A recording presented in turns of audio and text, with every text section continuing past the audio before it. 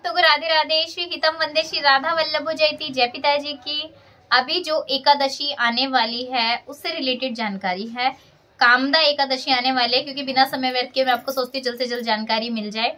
कामदा एकादशी आने वाली है। काफी भक्तों को कंफ्यूजन हो रहा है, क्योंकि जैसे अब की बार नवरात्रि एक के घटत बढ़त जिस तरीके से हुई है, 2 नवरात्रि एक हो गई, तो सोच रहे काफी भक्त 8 तारीख को एकादशी होगी या फिर 9 तारीख को एकादशी होगी। तो इस बार जो एकादशी है वो कामदा एकादशी है। कामदा एकादशी 8 अप्रैल की है, 8 अप्रैल 2025। तो इस दिन जो है एकादशी है।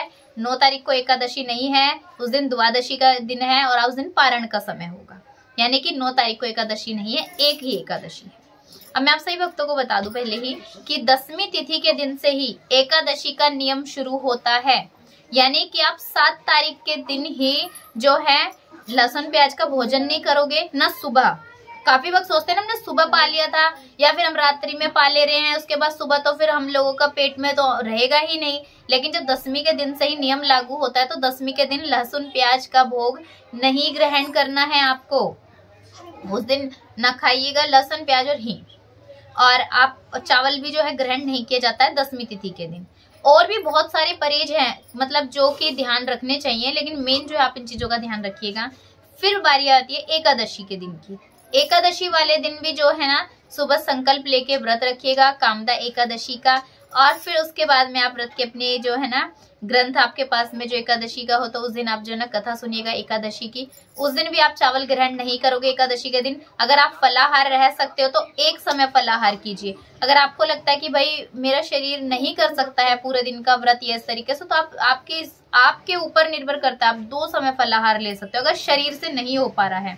लेकिन कोशिश कीजिएगा कि आप एक समय ही फलाहार लिया जाता है। और जो भी आपको मतलब सागार लेने के लिए कहा जाता है व्रत के दिन, कथा के जो जब आप पढ़ते हो तो पूरा जब अंतिम वो आता है तो उसमें जो है ना सागार बताया जाता है किस चीज का लेना चाहिए। मेरे पास तो पुस्तक नहीं है कि एकादशी के दिन, लेकिन उसमें लिखा रहता है, वो मैं आपको मंदिर से पता करके बता सकती हूँ कि कामदा एकादशी के दिन क्या सागार लेना है, आपको वो पाना होता है, वो भी एक समय के दिन। इस तरीके से आपको पूरे दिन जो है ना एकादशी का व्रत रहना है, और फिर आपका द्वादशी के दिन जो है पारण होगा।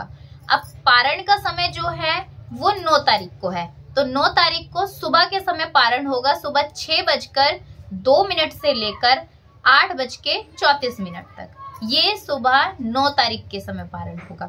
सुबह उठते ही काफी वक्त क्या करते हैं 5 या 6 बजे उठते ही, मैंने बहुत अनेकों वीडियो में बताया है कि भक्त जो है इस समय पे व्रत खोल लेते हैं, लेकिन व्रत को नहीं खोलना होता है। जो समय दिया जाता है निर्धारित समय, उसी में ही आप एकादशी का व्रत जो है ना अपना खोलिए।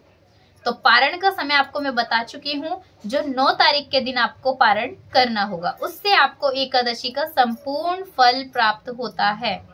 और इस दिन जो है ना आप कृपया करके जब द्वादशी वाले दिन आप भोग ग्रहण करते हो, प्रसादी जो आप पाते हो, उस दिन भी लहसुन प्याज नहीं खाया जाता है। अगर काफी वक्त सोचे हम द्वादशी वाले दिन हमने अगले दिन व्रत खोल लिया है और फिर हम लहसुन प्याज का खाना खा लेंगे, उस दिन भी नहीं खाना होता है। कि आपने सोच लिया कि सुबह तो हमने ठाकुर जी की भोग प्रसादी तो पा ही ली है, और फिर अब हम सोच रहे हैं कि हम लहसुन प्याज का तो शाम के समय भोजन कर लेंगे, सुबह नहीं किया, तो उस दिन भी नहीं करना होता है।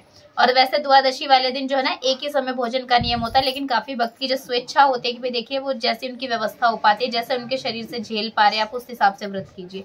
पूर्ण श्रद्धा और निष्ठा होना ज्यादा आवश्यक है।